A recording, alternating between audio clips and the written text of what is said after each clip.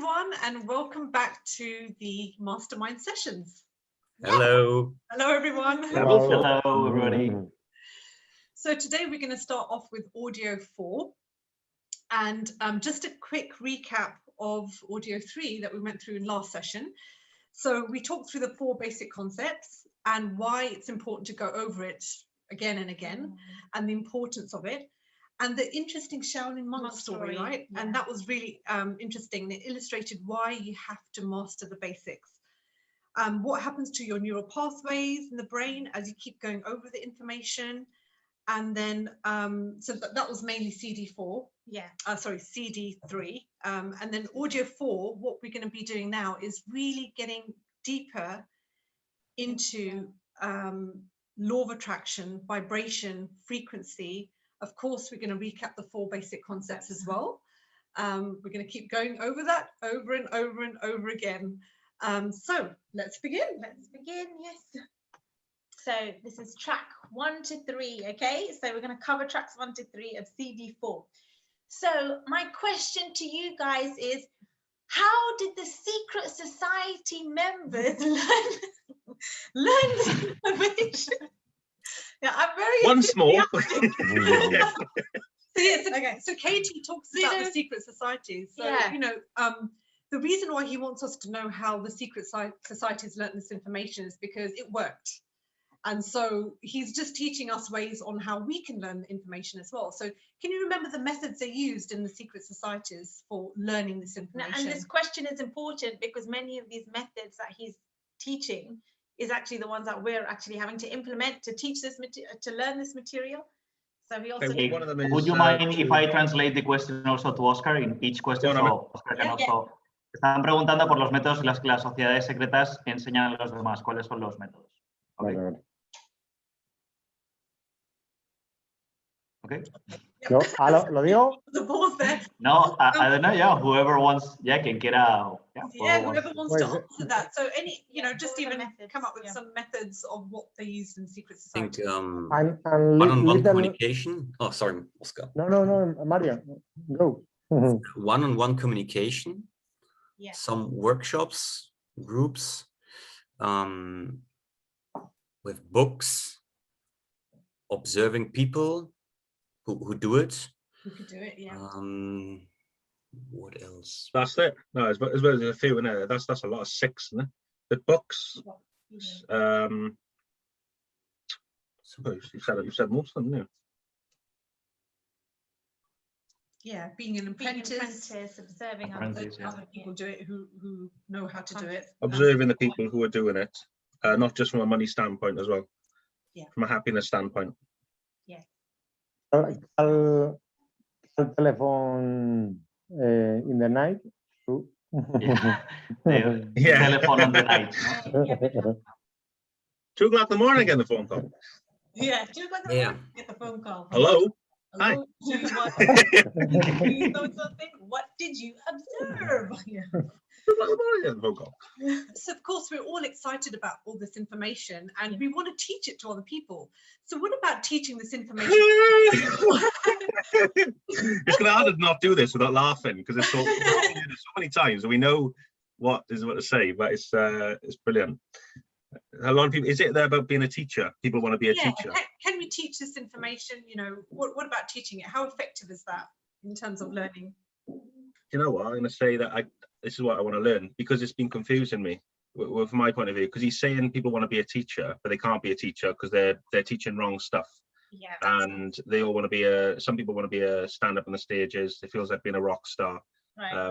The things that Tony Robbins, a lot of people are doing, they do it by no harm. They don't mean any harm on anyone. But they're teaching wrong stuff and they're teaching the wrong souffle. Yes. Teaching you to make the souffle wrong. That's right. That's it. I might be going too far. Just let me know to pull back. I'm trying to think of what the correct. No sé si le han dicho also the apprentice. Yeah, the apprentice. Yeah. Ahora la siguiente pregunta es cómo, qué pasa con la gente que enseña la información, qué ocurre cuando la gente quiere enseñar la información, cuando aprende que. No vayas tan rápido. And you know what happens when you actually teach this information and that you don't really know, as in you haven't applied it yourself and you're just teaching this information.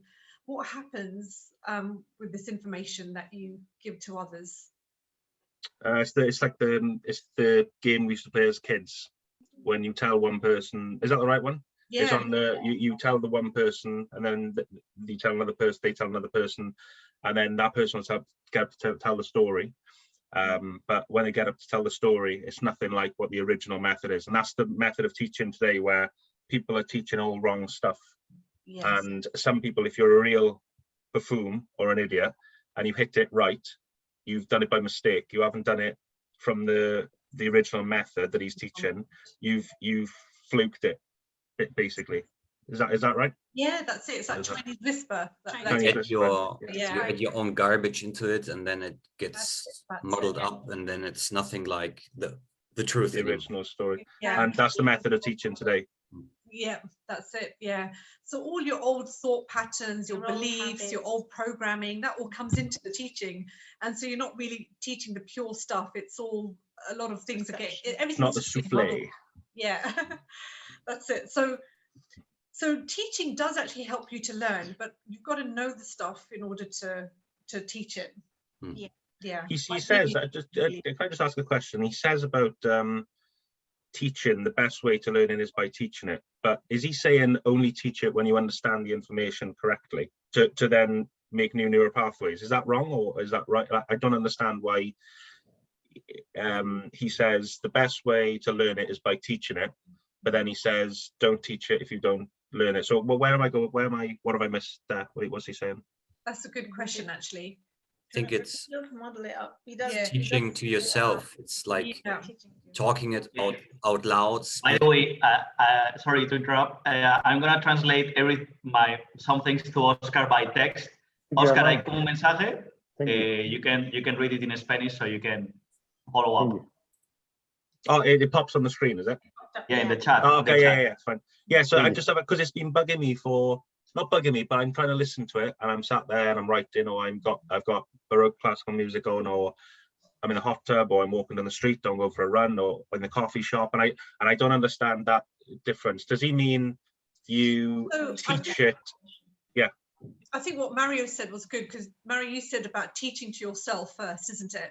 Yes. So there is a form of teaching going on, even when you don't know the information as much, you haven't applied it. But I think the best thing is teaching it to yourself first before you teach it to others. Because once you've taught it to yourself and you're applying it, this is just my understanding. I'm not saying it's the right. Yeah. If you teach it to yourself, and then you're teaching it to yourself and you're applying the information, then you can teach to others. So even just teaching to yourself, you learn. Because I fluked it with some people who are teachable. When I talk about the information, and all of a sudden I get on a roll, it's like a talkative state, and it's I sort of fluked, not fluked, but I've said things to people, and it's stayed there. So is that what he means by teaching it? I haven't explained that very well, have I? Yeah. An example, actually from Kevin Trudeau, from the course that I'm doing. It's one of the exercises was to read a book, and everything that resonated with me, I should mark it. And then once I've done it, I should reread all the marked spots or phrases, and then say out loud why I marked it. And by doing this, I was talking, first of all, I was reading out loud and thinking about it more, and more stuff came up, which I think made more sense to me. So it was more ingrained, and it's like, think about what you read, but even when you speak it out loud, more senses are activated, and it goes through your bones into your head, and but build better neural pathways. So that's the really good point. Like here is like you can, what Kevin says, no, you can really teach something you really don't know. I think that's the super key. Oscar is saying that first you should learn yourself, and then if you manifest that and you have the requisites or something, then you can teach it. No, so teach it. Yeah. So that's probably, so it means teach it to yourself, and then when you know it well enough, you can then that's what he's saying basically. Learn to make the souffle first, then you can others. Yeah. Otherwise, you're teaching others to cook a souffle in the wrong way. and then nobody will be able to cook a souffle. So That's also because they've Yeah. learned the wrong information as well. Yeah, The don't, gospel you know, been don't taught teach us. something that you don't know, that you can show in your real world, that you have it. Yeah. I see it so often when he said that, and when it's in our sort of mass in our life now. It's amazing how much you see that. You know, in my world with snooker, with people who never really done anything with snooker, but they class themselves as a coach. And I look at these people, and honestly, and they never turned professional, but they were the best in Wales at 35, 40 years ago, and they walk around as if they've achieved something. They never actually say, you know, walked out in front of. They haven't felt that. You walk in front of 1 million people. How does that feel? They don't know what. So they're teaching wrong stuff. But people still go to them for lessons, thinking. Same as Tony Robbins, never actually made any money, but he taught people how to make money, didn't he? Yeah, he got the money from his seminars, didn't he? Yeah. a lot of Holding money his from motivational seminars. the motivational seminars. He hasn't made money in the real business world here. Yeah, it's a really good point, Des. Yes, very good point. So what is better? Do you learn by, number one, applying the information you learn, or two, by teaching the information without application? That's a pretty obvious answer. Applying. Yeah. That's the most powerful way to learn this information, is by doing it yourself. Doing it yourself, that's it. So anyone been to a big seminar, like a motivational one? Seminar. Has anyone of you been? I bought tickets once, and because of COVID, it didn't go through. Oh. I wanted to go and see. I can't even remember his name. It was one of the snooker boys I wanted to go, and I can't remember who it was, but I bought tickets. That's as far as I got. Nice. Oscar was in the Stair and Jerry Hicks, right? Yes. Oh, really? Wow. You went to that one? Los Angeles. In where? In California. California. Yeah. Wow. Wow. Wow, gosh. Can you ask Oscar, how did he feel walking out of there? Did he feel like it was one mind in the room? Did he feel like it was, did he feel uplifted? Did he feel? La pregunta para ti, que te pregunta Jimmy, es ¿cómo te sentías en el seminario, si te sentías elevado? Pues es curioso porque todo en inglés, no entendí ni papa. He didn't speak English because so he didn't understand anything. Así que solo podía poner atención a cómo me sentía. Yeah. Y fue increíble ver cómo se movía la energía, cómo me sentía yo. Fue precioso. Awesome. So he was just paying attention about how he was feeling, but he felt like so uplifting, and even though he didn't understand anything, but he really felt like the energy. Wow, that's good. That's Benefited from the energy. Yeah. Yeah. And you know, I actually went to Tony Robbins' seminar, a 3-day event. This was years ago. Tony Robbins. And I did come out totally motivated, but I didn't know what the hell to do. All succeeded for the window. So for and they come out and they're motivated idiots. For 2 weeks, I was like, and you go to these boring seminars.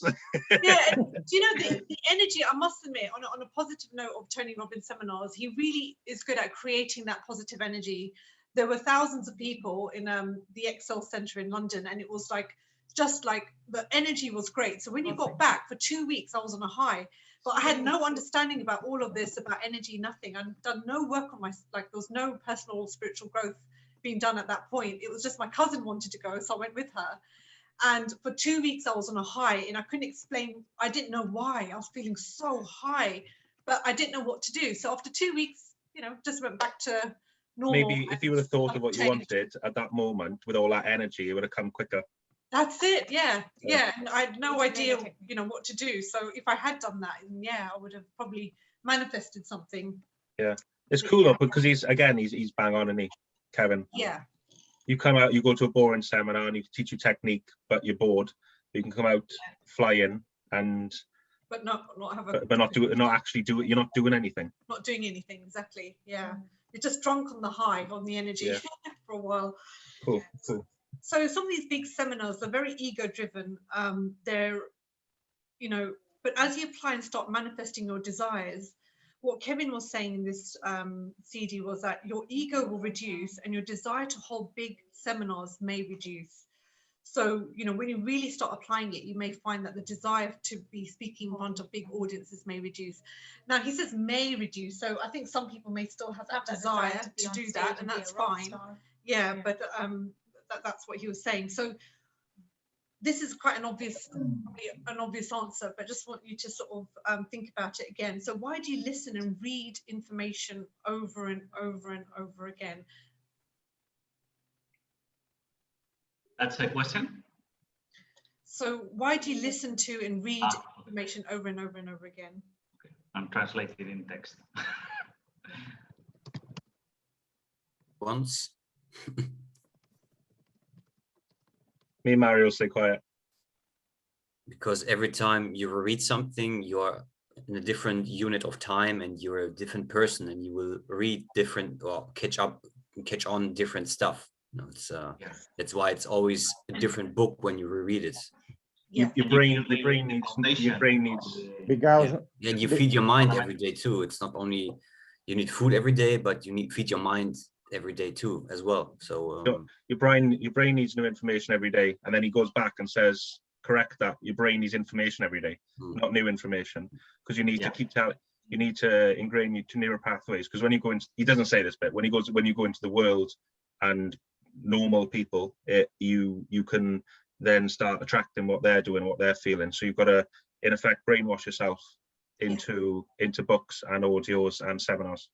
Yeah, that's right. You're either growing or you're dying. You're dying. That's it. Because we're growing beings. And Oscar, were you going to say something? Yeah, Oscar has, the same thing as Mario said, like we are all eating, like feeding us every day, and we have to choose the information that comes in our sense, no? Eyes, ears. So it's you have to choose very carefully and the instant. Yes. So that's the thing. What my opinion is that you have to build a foundation, no? And also I think, I don't know if we've said that is the thing about the sponge. Now, when your sponge is like big, then you apply something, you experience something, and then you have to again feed yourself now with new information. That's right. That's right. With the sponge thing, it's 20 minutes, half an hour, and your sponge gets full. And I've done it. I think we've all done it. And then he's still talking, but it's not going in because your sponge. You need to then apply that information or write the information down, and then it drains, and you can start again. That's what he says, the 20 minutes thing, isn't it? Yeah. And go for a walk and come back. And also, why does the reason why information feels so new again, even though it's the same information you read before, is because you've got a new set of neural pathways. Remember, when you've learned something new, you formed new neural pathways. So when you start repeating or learning that information again, you're coming from it from a different, you could say different mindset, different set of neural pathways. So you experience it much more differently. So we read, I don't know if you've had this experience, but we just recently just last year, read Claude Bristol's book, The Magic of Believing. And we read it. I read that through this month.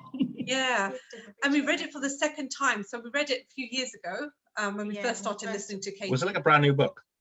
It was like a brand new book. Honestly, same book, Charlie. Yeah, we were reading it to each other, so we both read it together, and we were like, I don't remember this. Where was I when I read this page? I wasn't here. The pages are stuck together. Chapter I don't remember. I remember bits of it, like the mirror technique and a few little bits and pieces, but the rest of the book was completely new. This is brilliant. A new book. Someone's changed the book. So it really is. You really.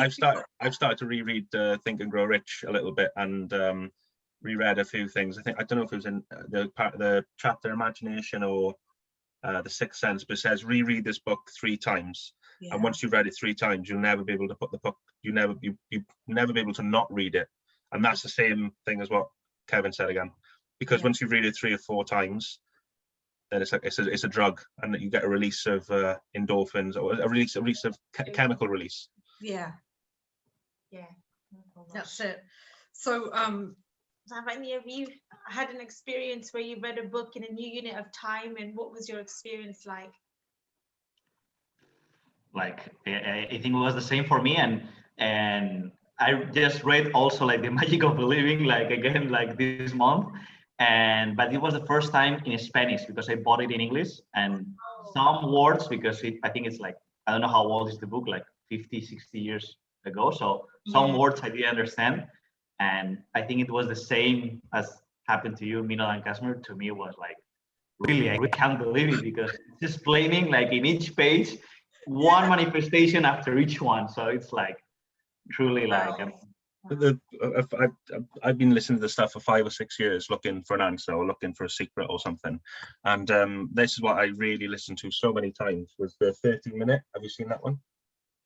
It was the 13-minute. It's the magic of believing, the whole audiobook. But this is like a condensed 13 minutes. Oh, 13 minutes. wow. How is that? But I don't know if it's right or wrong, but they put in, and I think I've listened to that about 4 million times. And I started, and they've got this little tiny bit of creepy music, right, like 3/4 of the way in, where it's not creepy. You just get these shivers down the back of your neck, and you listen. And I listen to him now, and I'm like, oh my God, I was nothing like I was 5 years ago. Wasn't ready. Wow. Your Wish Is Your Command was the same. I listened to Your Wish Is Your Command. But the audiobook is in just 30 minutes. No, the audiobook is about 2.5 hours. Okay, but this is a condensed version, because I'm not at the time, I was not teachable. I'm not listening to 3 hours. It's way too long. So 13 minutes was fine and then I'd replay it and replay it and replay it. And the same as Your Wish Is Your Command, I'd be in the club, I'd have my headphones on, I'd practice snooker 7 or 8 hours, and I wasn't ready. And now when I listen to it, say you got a chemical rush, because you always find something. Yeah, awesome, man. New combination. Really awesome. So now we're going to go back to the 4 basic concepts and the 5th one. Oh, for God's sake. It feels like we're going again, but we're literally doing what Kevin Trudeau says, go through the information again and again, over and over again. He messed up on the when he said the 5 basics. He messed up, didn't he? Yes, he did. Yeah. Oh, there are 5 basics. Yes, they are. Thanks, Charlie. 5. So, 4. What's the 4 plus the 1? Yeah, I think this question should go to Oscar. Oscar, in English, please. You think you could? Si no te ayudo. Sí, a quien escuchar, la capacidad de aprender, la balanza de entrenamiento, los 4 pasos del aprendizaje y dominar los 4. Okay, I'm going to teach you in English. The first one is like, who do you listen to? ¿A quién escuchar? El segundo, la capacidad de aprender es Teachability Index. El tercero, la balanza de entrenamiento es like the Training Balance Scale. El cuarto, los 4 pasos de 4 Steps. Y el último es como masterizar los básicos de Master the Basics. Yo sueño con ellos todos los días. He dreams in those basics every day. Yes. Great, got it. On point. So, yeah, go on, that's quick, Karen. So what does it mean when we say perfect practice makes perfect? If you're not practicing the right stuff, you're not practicing the right stuff. Yeah, you're practicing the wrong stuff. Practicing all wrong information and wrong material. Yes. Yeah, that's it. And just going back to quickly the 4 basic concepts, I remember Kevin Trudeau did say this, that he says magic will happen as you focus on these concepts. Your thoughts will change and the way you do things. And so just wanted to kind of point that one out. Yeah, very important. Yeah, go on. Yeah, so this is so the moment you say you got it, what happens? You don't got it. You don't got it. It means you have a low teachability index. Low teachability. Straight down to 0. Exactly. We don't know which is fine, but make sure you know where you are on the teachability index, and just try and get more and more teachable, because we all have days when we're not teachable. So you've got to make sure you know where you are on the teachability index. Yes. And I think that something could happen with someone, for example, that is manifesting so many things in his life. Maybe that's when the danger can come, right? Because you think you know everything, you know how to manifest, and maybe that's what you have to be aware, right? So Kevin stopped teaching. He stopped teaching his student, didn't he? Who maxed out his £1 million a year income. Yeah. And he stopped teaching him until he's ready. Yeah. Yeah. So Do you mind if I say something about snooker for 10 seconds? About with the practice makes perfect. When for 4 or 5 years, when I was practicing, I was in my local snooker club, practicing the same thing over and over and over, like straight shots. Funny enough, the basics, hard shots, but I was listening to idiots basically telling me the wrong stuff. I'd done that for years and didn't get anywhere. When I made the decision then last year to practice a little bit at home, but then practice properly in the academy in Sheffield. Wait, is Oscar okay? Oh, we lost Oscar. We lost Oscar a bit. Okay. We lost You're back now. But when I practiced properly, and I perfect practice with Ronnie O'Sullivan, Ding Ywiyc, Judd Trump, when I practiced the good stuff, I was getting results. Hey, Oscar. Yeah, so just to back up again what he's saying, when I was practicing the wrong stuff, and then I practice less now than I ever have, but I'm practicing perfect practice. Perfect practice, yeah. Wow. Yeah. So I was around the correct people doing the same thing, and the conversations I'm having now with professional snooker players are what you're experiencing, not the guy down the what does Kevin say? The guy down the plant you're working at. He said, I think it's in level 2. Right. He says, you're not listening to the idiots down there. So I was practicing wrong, now I'm practicing correctly. And just a mini example of that fact. Yeah. Wow. No, that's a really good example. Thank you, Jamie. So the other thing was, yeah, he said you won't learn this stuff without learning the 4 basics. And that's why we're going over the 4 basics so many times. And like I think, Mario, you were saying, if you're not growing, you're dying. Yeah. You know, you're atrophying. And the reason for that is, you know, energy is always in motion. It's never still. So, you know, you're energetically, you're growing or you're dying. You can't actually be still. You can't be stagnant. So it's just one or the other. And yeah, and we don't know what we don't know. There's always more to learn. We're stupid.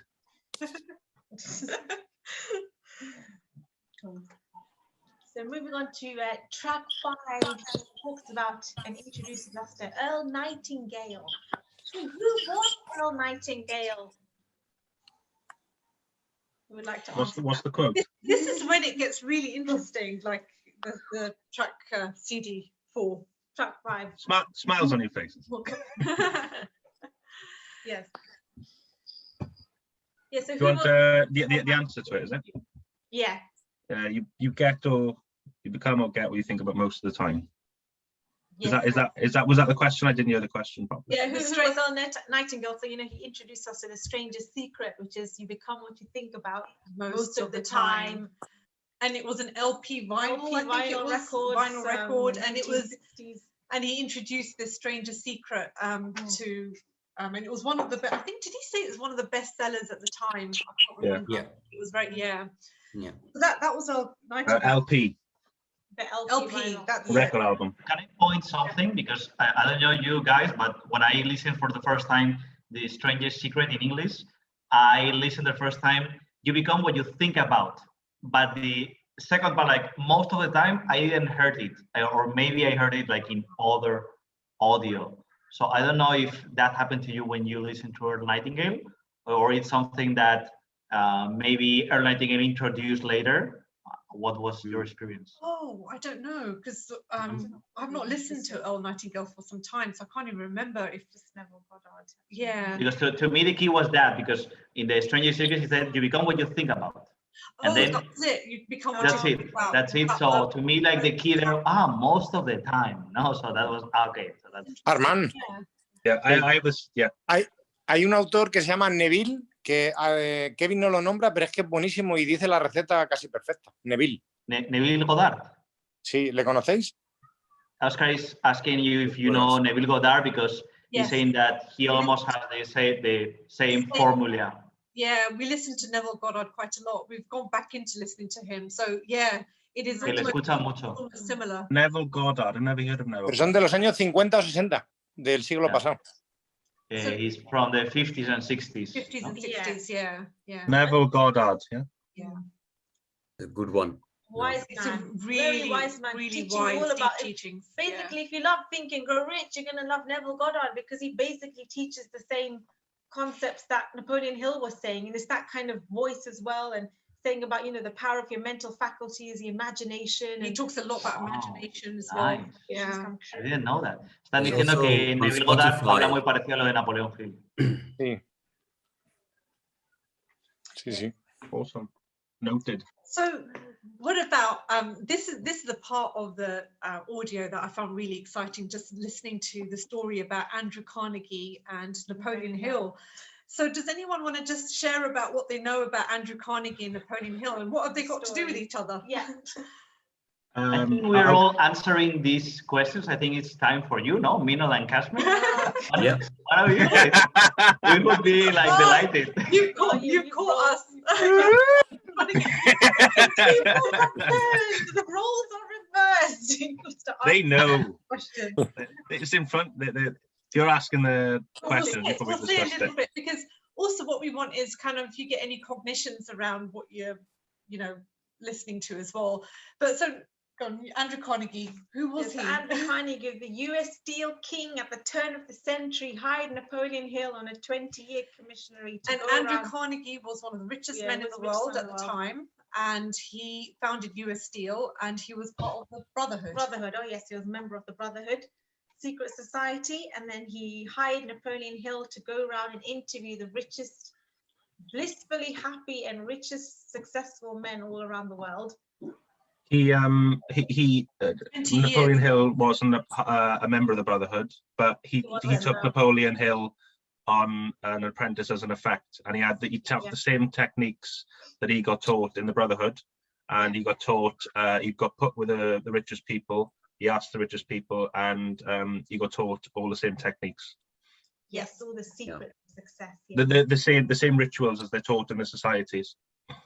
Armand, ¿le puedo decir a todos que me encantó escuchar la historia de Kevin, pero en los otros audios, en los del marcador, que tenía la llave del trastero donde estaba todo lo de Napoleon Hill? Yeah. Oscar is saying that he loved the story of Andrew Carnegie, but not from the Your Wish Your Command audios in the no score, in the gene level 1. No score. Yes, your score one, yeah. Yeah, when the I haven't listened to that much. Is when he's looking for the secret cassette CD audios of Napoleon Hill, and he explains that story that he feels it was amazing. Yes, yeah. You hear more about Andrew Carnegie on the other teachings after Wishes Your Command. So Kevin Trudeau goes into more detail about that. And Andrew, and I just remember this one thing, and I can't remember which audio it was or what level it was, but he was just saying also Andrew Carnegie would go away to, I think it was Scotland, and he would use that time for like 3 months to really use his mind, basically, you know, in the I copied it. And I think he was the richest man in the world, but I think he also worked just from 10 a.m. to 4 p.m. With an hour lunch break. With an hour lunch break. So he was sorry to say this again, but they're very similar, because he was working on his mind and he was doing the perfect practice, not the 15 hours a day guy. 15 hours a day guy. If they want to do it, they're in bliss and they're happy doing they're it. in bliss and happy. It's not even work for them. Yeah. Yeah, but that was his. Obviously, Andrew Carnegie wrote down what he wanted or done what he wanted, and did it in the physical. Yes. Armand. ¿Puedes contar cómo en el libro El tallador de diamantes cuenta que por lo menos una vez a la semana te lo tienes que tomar, aunque estés hasta arriba de trabajo, libre, y por lo menos irte 2 semanas al año libre a la naturaleza, que eso está relacionado? So there is a book, I don't know if you've read it, guys, like it's one of, you know, Kashmeer, one of the books Kevin recommends, you know, it's the Diamond Cutter, you know, about this guy. Diamond Cutter. And in that book, Oscar is saying that, once a week and 2 weeks a year or a month, or I think a year, you have to go to the forest. Yeah, without anything, no phone, no anything. Wow. To rest, and it's really amazing. If you haven't read the book, it's really, really amazing. My cousin Michael and his father, they're very much like Bear Grylls, and his father was telling me one of the best days and nights of his whole life, even apart from his kids being born and everything. He went into by the seaside, but there was a forest as well just behind, and he took a tent, 2 beers, no phone, no electric, no, just nothing. Just in the, he didn't know he was doing it, but they went wild camping. So there was no phone, nothing. Exactly what you're saying. You're in perfect harmony with the sea, where you're in the frequency of nature, and your body, I think, responds. I'm guessing this is a guess, but I'm guessing your body responds. I think Bob Proctor mentions it. Why do you feel good when you're with nature in the forest? Or because your body is then put in the perfect frequency of nature. So just a backup of what Armin said with my cousin. This makes perfect sense. Yeah, It makes perfect sense. Yeah. and it's the sharpening your axe story. Do you remember the sharpening, like the two men working 9 to 5 or whatever? One was like doing the wood chopping story. I live by that. Because you're working smart. You're not working, and you're doing perfect practice, not working 8 hours and absolutely massive. Yeah. It's so amazing on a selfish from my little world, because I've not just seen the techniques, used the techniques and seen them work. So it's so powerful to see all that, and to see that perfect practice makes perfect, and to sharpen your axe, not to when I tell that story to people, or people who are ready or want to know what I'm doing, that's one of the examples, because it's easy for people to resonate, because most people work 8, 9, 10 hours a day and don't get anywhere, and some people are working clever rather than more, get better results. Yeah, definitely. And I don't know if you remember, Napoleon Hill then wrote The Law of Success in 16 Lessons. I read that book a few years ago when I obviously started listening to They've redone the whole book. You should read it again. Yeah, I'm gonna. It was one of the books that took me the longest to read.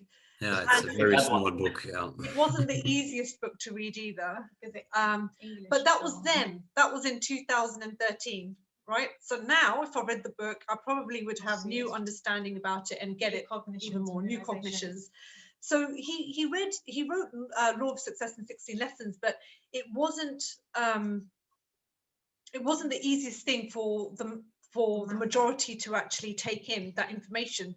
So he kind of simplified it and actually wrote Think and Grow Rich, condensed version of Law of Success. He didn't simplify it, did he? He got taken off the market. Is that the one? So he made it less thick. Law of Success 16 Lessons was a big book. So he kind of condensed it in Think and Grow Rich. However, in Think and Grow Rich, it was then watered down, because Henry Ford, who was part of the Brotherhood, went mad. He went mad. He didn't want the secret to be out. He was almost vocally against it. So can you remember, actually, and this is really genuinely, I'm asking you because I don't know the answer, but I think I do, but I'm not sure. But can you remember, I think Kevin Trudeau did say that when it was watered down, certain words or phrases were taken out of it, and was it things like vibration or? He said it was edited down dramatically. And he said, because they didn't want, as you said, didn't want it taken out. I don't know the answer to that. But any ideas there, maybe, Mario? What the words? There was something, I think, in the Gene audios who says, Kevin, about that Esther Hicks, in his book, Ask and It Is Given, he says that for 1 minute of thought equals to 1,000 hours of physical work. Yeah. And that kind of thing, for example, they took out. It took that out. I think I will read. Oscar is saying vibration, the word vibration. Vibration, I thought that. So vibration got took out. Well, what else got to, what was the other thing you said, Anna? Vibration and frequency, I think they were taken out. And the thought and activity, what Arman said. And what Arman said about the thought. And then he used the word matter then, didn't he? Because there's the word matters in Think and Grow Rich. So maybe because he says your thoughts, energy goes through matter things, and he says something about that. So maybe that was the little in imagination, that is. Yeah. Okay. Yeah. So we did try and find the original. I don't know if we have actually, but it's got what did you say?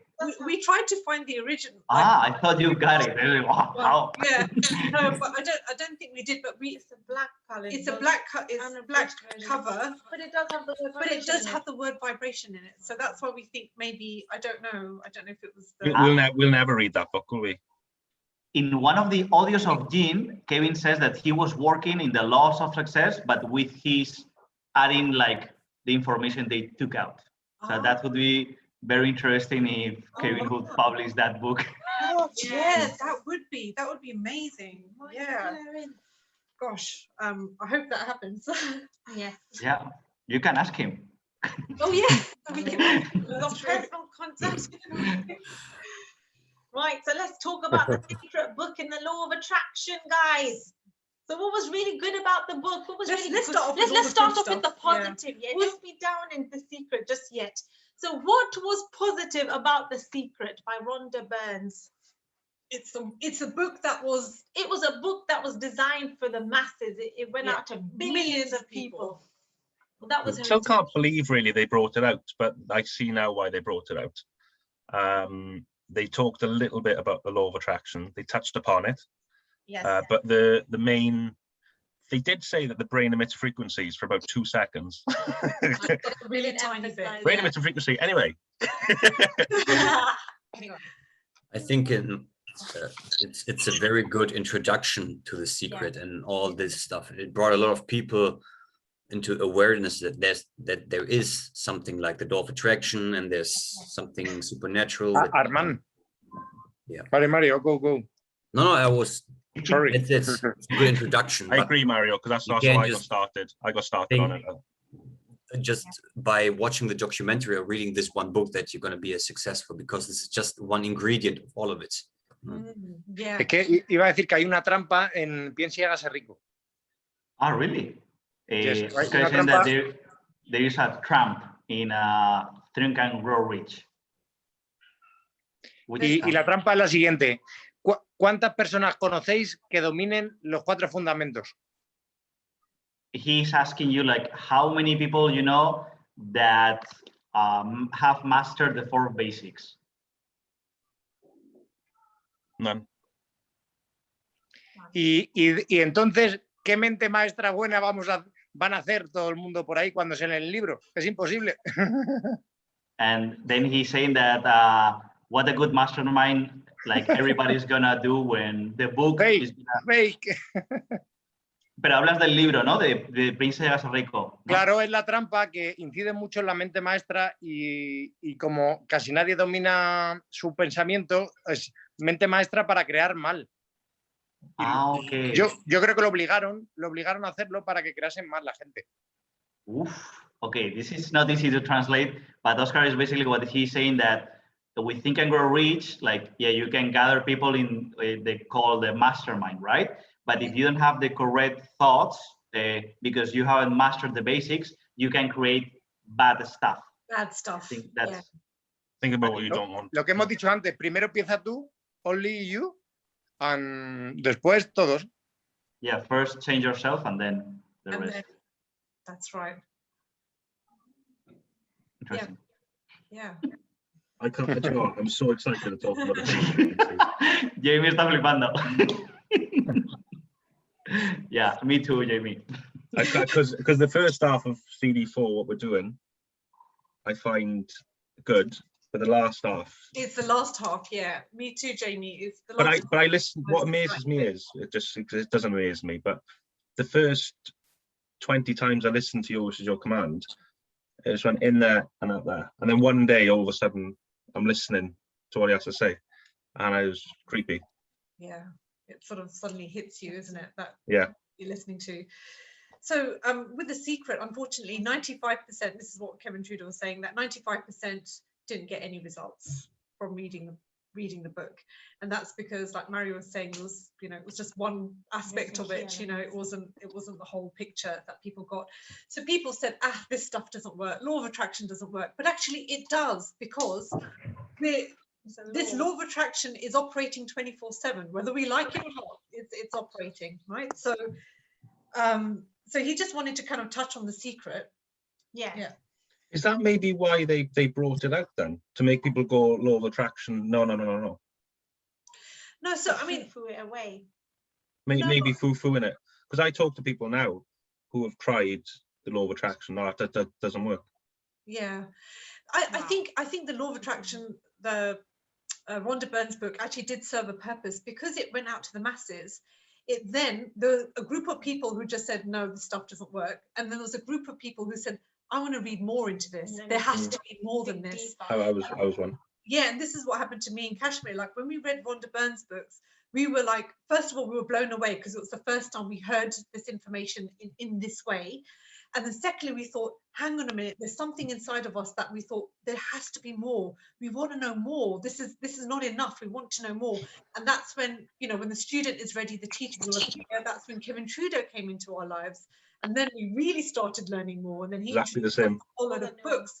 And so I think, you know, Rhonda Byrne's, I would definitely give her a lot of credit because it's definitely opened the door to so much more. But that's if you choose to want to open the door fully and expose yourself to so much more of this information. There's others that just stopped at The Secret and that was it. And they just said, it doesn't work. Yeah, I think I think it's a personality. Yeah. Mario, can I ask you a question? Did it start with you with The Secret? I was just thinking about it. I think because I know for a fact in my life it was just The Secret, and I watched it 100 times, and then I saw Kevin Trudeau, wasn't ready, but then I got addicted. I think it was the same around the same time that I was introduced to The Secret, the documentary first, and then right after I think the CDs came into my life. Yeah, it's true. So it did open the floodgates for a lot of people. Yeah, but 95%. I was so high after the movie. Yeah, me too. A big effect on us too. We Me watched too. I think I watched it it 100 I was like, times. Mama, we have to watch this. I remember showing it. Yeah, me too. I was like, you watch the documentary, it's amazing. Yeah, constantly watching it. Yeah, I said my mum, I said, you've got to watch this. You've got it, because she wasn't. And I knew that there is something, this is not made up.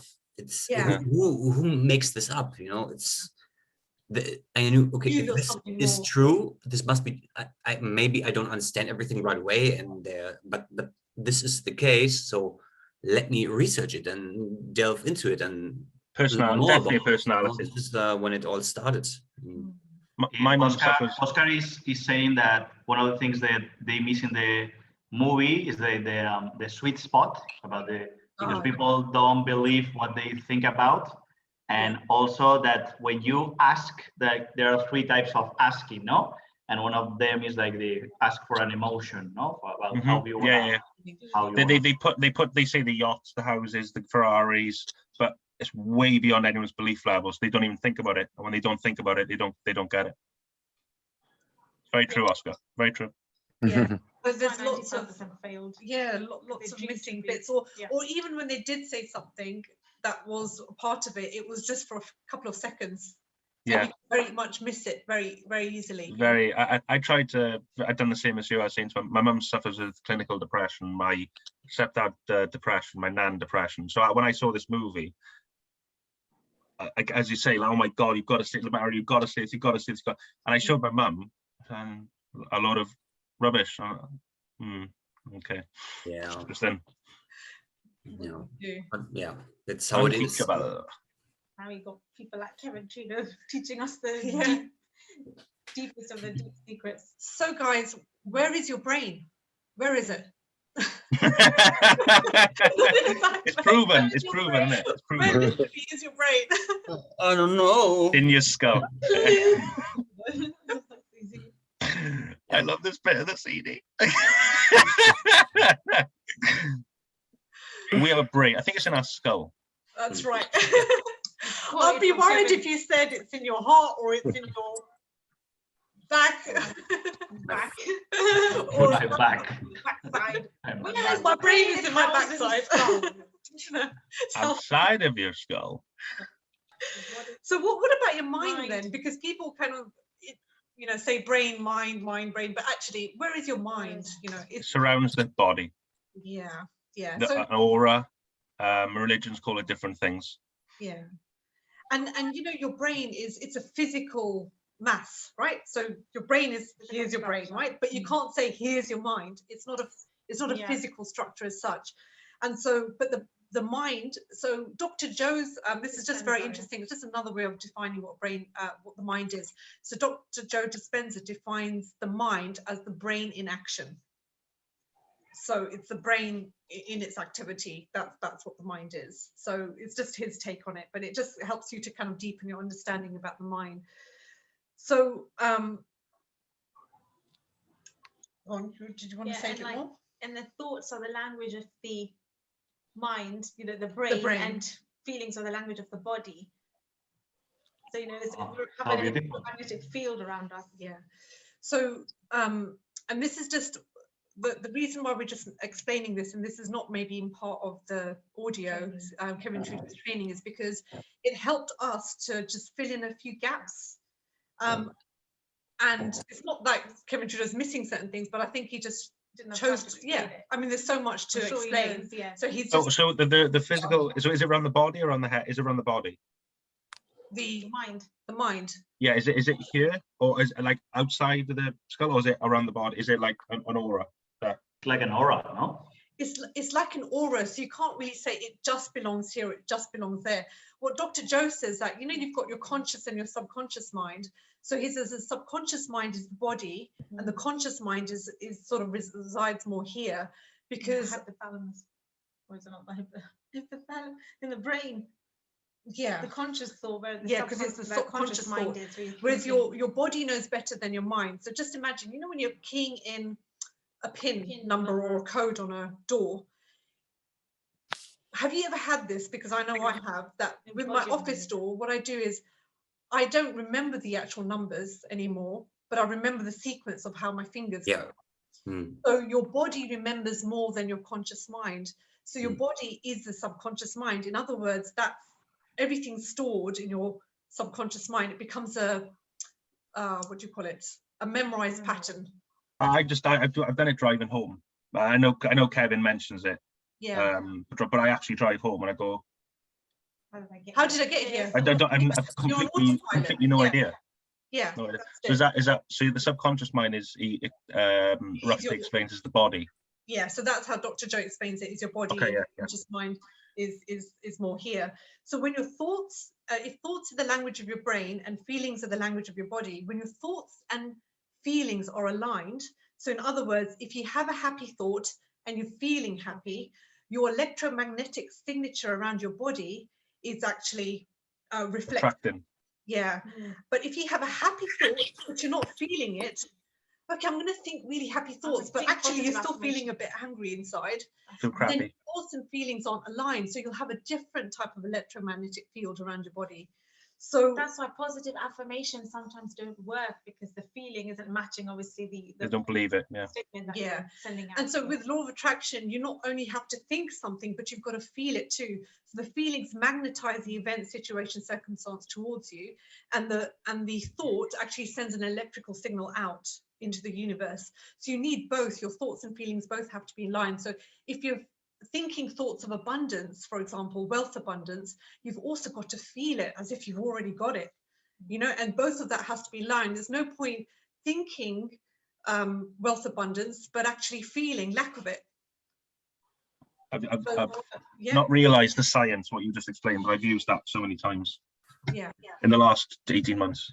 Yeah, so the science behind it is Dr. Joe does. Basically, Dr. Joe is like neuroscientist, so he just shows all the science behind a lot of what Kevin Trudeau is saying. So it just helped us deepen our that ups your belief, level. Yeah. Same as reading books. Yeah, definitely. So the law of attraction works whether you believe it or not, right? Now that means you don't have to believe everything, right? Because the law of gravity exists whether you believe it or not, because if you're going to jump off a building, you're going down. You're going down, right? Walk off a building. Maybe there's one guy on planet Earth that can levitate, but we're not dealing. 99.9% of the people. I've got to go down. So Einstein and Edison obviously proved that the brain is a transmitter and receiver of frequency, energy, and vibration. So does he mean, so the brain that I think I listened to something, I think it messed me up. I think it was the level 5 training, level 5, when it goes really deep, and I don't think I'm ready for it, but he says it's actually the mind that transmits. Is that wrong, or is it the brain? The brain. The brain, yeah, okay. Yeah. So actually, you know, if you put an EEG machine, if you hook your brain up to an EEG machine, you can actually measure the frequencies, what your thoughts are doing, you know, the frequencies, and it actually shows up on an EEG machine. So there's electrical impulses going on in your brain. And so you're sending out an electrical signal out into the universe. Oscar is saying about the brain, Jamie, that when you use your brain, the experiment in that, the other documentary, I don't remember, what the bleed do we know when the water, crystallized with your brain, that when you were angry, it was like red, and when you were happy and blissful, it was like a nice blue, I think. Yeah. Is that correct? I found that movie really difficult to watch. It was really difficult for me to understand it. I watched it 3 or 4 times, but the one thing I got out of it was what Kevin explained, was the water, and they measured water to a precise frequency, and they were, I think they were in like a train tunnel, or they were in some museum or something in the movie, and they've got all the water, and they've got a picture on the wall, and of what posters. Yeah, I got that. So what he's trying to say is, he's up in your belief level, isn't he, that the brain does actually emit. That's it. And Dr. Joe Dispenza's actually in that video as well. What the bleep do we know? Yeah. Okay. Yeah. He talks now. When he was new, and now he's like younger, you know, very well. He's very famous now. So yeah, what were you going to say? In fact, like every single cell in your body emits a different frequency, because everything in the universe is energy vibrating at a different frequency. Yeah. So you actually, the entire body is emitting a frequency out into the universe. We have a choice. Yes. Yes. And then, you know, I love this way that Kevin Trudeau actually explained frequency as radio waves. But yeah, that was really good. I mean, does anyone want to explain it? It's just I get it, but then I find it difficult to remember the actual the way he did it, the way he explained it. I'll give it a go. With the difference between the difference, or just talk about them. The frequencies from a radio go in a straight line, and they have to bounce off different satellites in order to get to the other end of the globe. The difference with the brain is that when you emit a frequency, it can go from here to the other end of the earth in quicker than the speed of light, and it's got a unique characteristic where it's actually smaller than a radio frequency and can go through all matter, all atoms, all electrons, and that then it picks up other human brains and affects all matter in the universe, and that then attracts itself into your life. Perfect. Perfectly said. Wow. Well done, Jamie. That was really good. Thank you. Thank you. Thank you. That was lovely. Thank you very much. Thank you very much. So you already answered the second question, which was what was the difference? I answered already all the questions. I did want to mention something in my notes. What I did put was that it's a little bit really of quantum brain that is the fastest transmitter receiver frequency. It's actually the heart. The heart you is were magnetic. Talk about the heart. Magnetic. So this is very this is our only little I wouldn't say criticism, but just a little thing that we didn't totally agree with the Wish is Your Command. So in the Wish is Your Command, Katie said that brain is the most powerful transmitter and receiver of frequency, energy, and vibration. However, the Heart Math Institute in California, which he disregarded in the video because somebody on one of the audios. Nope, never heard of it. Oh yeah, in the live training, he said Heart Math, and he said I've never heard of it. I've never heard of it. So the Heart Math Institute. Sorry, that was it. You didn't have the teacher. I was listening to it the other day. It's on level 2, and it's right at the end. Yeah. Or it could be at the end of the middle at the end of that day. Yeah, and Kevin Trudeau disregarded the Heart Math Institute. He goes, never heard of it, and he goes, next question. He didn't question it. He just moved on. Teachable. Ooh. But the Heart Math Institute is based in California. There's a branch in the UK as well, the Heart Math UK. They've done tons and tons and tons of research between the mind, the brain-body connection, the brain-heart connection. And what they found is that the heart actually emits a frequency I think, now don't quote me on this, it's either 7 or 9 meters away from you. So if you are vibrating a level of love or gratitude, anyone within that 9 meters, that radius, will feel it. They won't know what's going on, but they'll feel the love. They'll feel better. They'll feel in that presence. Yeah. So actually, the heart, according to Heart Math Institute, not across the globe, just 10 feet, 7 to 9 feet. Yeah. So the heart is more powerful than the brain, but Katie says the brain is more powerful. And I was introduced to the Heart Math Institute by Rhonda Burns, who talks about it in the Power book, which is her second book after The Secret. And then Dr. Joe Dispenza works very, very closely with the Heart Math Institute, and he's done tons of research and 8,000 brain scans when people are meditating and creating things in their life.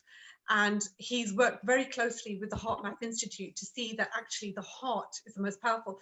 So when you go into an event like a Dr. Joe Dispenza event, even if you're not feeling high vibration, you'll feel it from others that are emitting that frequency, and it's coming from the heart. And so your heart also, they almost say that the heart is also like a mini brain. It's another version of your brain. There's 3 brains, isn't there? Yeah, and you're constantly, the heart and the brain are constantly communicating with each other. And there's a whole load of science behind this. So this is the only thing we'll probably say with Kevin Trudeau's teachings. Criticism. It will be just a small little thing, but he probably knows this now. This was done back in 2009. Always learning. Yeah. So you know, there's so much more research being done now. You know, so I think just to bore you all again, sorry, with the snooker, is that a lot of, like, even in sport, or not snooker, but sorry, football, golf, when they say play from the heart, maybe that was a watered down thing said. Wow. Yeah. Maybe that could be completely wrong. Completely, but that's just possibly a guess. That's very interesting. Yeah. Because I've done it a couple of times if I'm thinking of my nan who passed away or something, and I'm trying to, and you do feel different when you think not from there and you think from there. Yeah.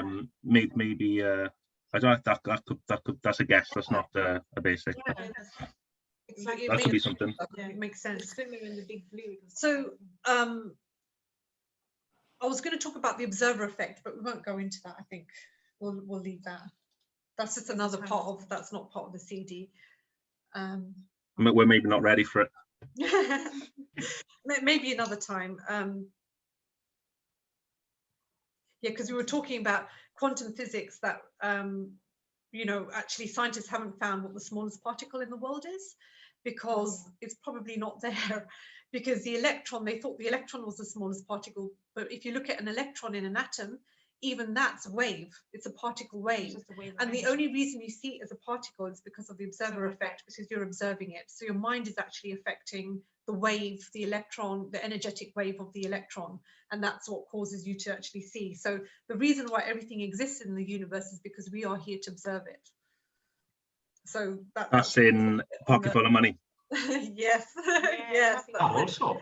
And Dr. Joe Dispenza, again, he covers a whole chapter on it, the observer effect. So it's really interesting. So it's I was reading that yesterday in Pocket Full of Money, and he says it says in there that I haven't read it enough to understand it, but the only reason things are there is because you're observing it. You're observing it, yeah. That was a bit beyond me at the moment. Well, Jamie, if you think about it, if you close your eyes, you no longer can hear or see or taste or touch or smell. Nothing would exist.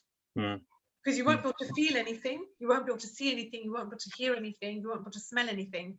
So that nothing exists. The fact that things exist is because we're there to observe it with our 5 senses and perceive it. Amazing. So it's amazing, yeah. If you get really deep into it, it's like really, really incredible.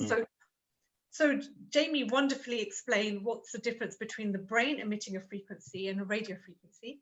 And I think you covered it all. Was there anything else? No. Repeat it to me again, because I was just going in a little spaced out. Yeah, so you're saying the brain obviously travels instantaneously, can reach the other end of the planet, whereas radio waves can't travel in a straight line. They have to be bounced off different satellite dishes to reach, you know, these different areas. The brain is also the most powerful and most intense as well. So you're going to get that same intensity of signal right across the other planet, whereas radio wave frequencies won't. And then brain can travel through brick, mortar, steel. you name it. You know the cool thing about when you say writing, people write goals and they when he says put out a desire, that really helps understand it, because you can't just have something, it's impossible. So you've got to think it first, and then it attracts across the universe. He says across the earth, but it attracts all these different, and then you see events of that frequency. You see the people come into your life, something happens, and then it starts coming to you. It's literally attracting it. Armand, ¿puedes decir que hay un libro que lo explica súper bien y recomienda a Kevin, que se llama Un curso de milagros? Lo que pasa es que es demasiado extenso para hablar de ello, pero que ahí lo explica muy bien. Yeah, Oscar is saying, maybe I think about what we were talking about, what you observe, you create. Oscar is saying that Kevin also recommends the book. I don't know what's the translation. One Course on Miracles. Yeah, Miracle Course. Miracle Miracles. Course. Oh, the Course in Miracles. Course of Miracles. The Course in Miracles. But it's a tough book, but yeah, it's amazing. We have a lot of Oscar, I think he was a trainer no, fuiste formador, ¿no? Sí, 3 años. He was trainer for 3 years, and then he discovered Ywiyc Commando Dios. Oh, wow. Yeah, trainer for Course in Miracles. Yeah. Guys, I have to leave, very actually. I'm sorry for interrupting, but I have an appointment in 10 minutes. Oh, So, I need to go a little early today. I hope it's fine. That's right. Thank you for having me, and see you next time. Yeah, we'll see you. Yes, we'll see you on the next session. Maybe a couple of weeks or something. Yeah, we'll WhatsApp you the next day. Okay, perfect. Enjoy. See you later. Bye-bye. Hey, Mario. Bye-bye, Mario. Adiós, adiós. Was that me last week? 2 weeks ago. Yeah. He's going to the pub. We're almost coming to the end. Literally on the end in the last track 9. So obviously Kevin Trudeau talks, just quickly summarizes the law of attraction. It's a quantum law. It's senior to all other physical laws in the universe. It's senior to the law of lift. The law of lift is senior to the law of gravity. And just to remind you guys that you can be, do, and have anything and everything you want. And that sums up the session. Just one more thing. I just got a little cognition about when the attitude's right, the facts don't count. So the attitude is the quantum law. It's a senior law, because your attitude it supersedes all the facts. Yeah. Whereas the facts are based on 5 sensory, your physical, what you perceive, what you see is facts. The house under the training balance scale, which is only 0.1. So your attitude supersedes the facts. Just like if you're now it makes sense. Because your attitude is on the Y side of the training balance scale, the 99.9% of it. So that when your attitude is right, the facts don't count, because that's the scale being balanced. It's like that. There's the how and there's the why. So think of the attitude as a quantum law. It's the stuff that your 5 senses can't see, the 99.999%. And the facts are what your physical 5 senses can see, which is That's amazing, Alice. That's amazing. So when you have the right attitude, despite all the facts, like the economy is bad, there's no way you're going to make money, but your attitude is above quantum physics, which is attracting, then that supersedes the facts. Then you wait for boats. Yeah, in other words, people can prosper during economic decline. You know, it's almost like the impossible can happen, even though everything else tells you that it can't. I'm gonna write all that down, so I forget. That's really exciting. Like, I was like thinking, this is a new cognition I've got. Did you just have a brainwave, or was that? Did you have that to say ready? So no, that was a cognition I got when we were studying this 3 or 4 weeks ago. No, maybe about a couple of months ago or something, when I was doing it. Yeah, because we were doing a video on our YouTube channel about it, and then I because I was just like, oh. Obviously, because like attitude right, the facts don't count. Blah, blah, blah, getting it. To you, Meenal, that quote, if I understood well, is like that quote, or you resume is like all the law of attraction, no, like the kind of the formula, right? Yeah. Because when you're looking at the facts, is the physical world, but what comes from the physical world is the attraction world, which is your thoughts. Quantum world. The quantum world. Yeah. That was awesome. I forget. That's going down on paper. So you can be, don't have anything and everything you want. May you never be the same again. Stay tuned for the next session in 2 weeks' time. We'll be going over CD 5. Yeah, so we're going to be talking a little bit more about secret societies, the elite and ruling class of the world. and a bit more of quantum physics, the Wow. brain, the universe, and law of attraction. So That's when you start employing it then, really put it to work. yeah, this is the exciting stuff. So stay tuned for that. So thank you all for participating. Thank you. See you at the next session. Bye for now. Bye.